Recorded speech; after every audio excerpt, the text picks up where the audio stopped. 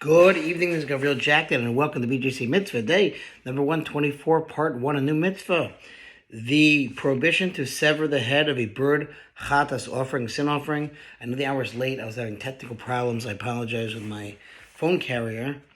So hopefully we can record this and post this. Okay, this again is in Parshas Vayikra, and here we go. It says the pasuk, the verse, he shall bring them to the Kohen, who shall offer first the one that is for a sin offering. He shall nip its head and its nape, but not separate it.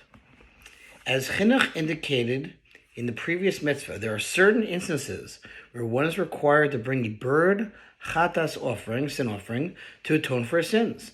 Unlike the case of animal offerings, which are slaughtered in the same manner as animals that are used for mundane consumption through shechita, slaughtering, described in mitzvah number 451, bird offerings are assigned a special form of slaughter known as malika, nipping.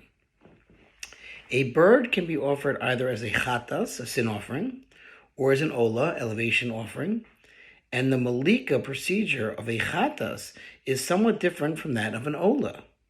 This mitzvah pertains to the procedure in which malika is performed on the bird chatas offering. We are commanded that the Kohen shall not separate the head from the bird offering that is known as the bird chatas.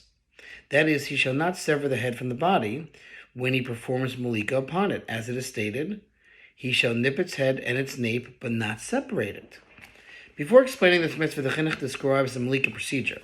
The definition of malika is that the Kohen penetrates with his fingernail into the bird's nape. I know this is a little bit graphic, folks, but we got to know. That is, into the bone known as the mefrekis, the neck bone, and cuts through that bone with his fingernail until he reaches the simanim, the trachea and the esophagus. He then continues and also cuts through the simanim, the signs, with his fingernail, or at least through the greater part of one of them. This is the form of slaughter that the Torah sets forth for a bird chatas offering. The Chinuch proceeds to explain the prohibition, of our mitzvah. When performing malika, the Kohen must use precision not to cut the neck entirely through to the extent that the head of the bird is separated from its body. With regard to this, it is stated, quote, the Kohen shall nip its head and the nape, but he shall not separate it. And we will continue with this mitzvah, God willing, tomorrow. Thanks for listening to Response Mitzvah 36, 100 for the gold. Have a great night.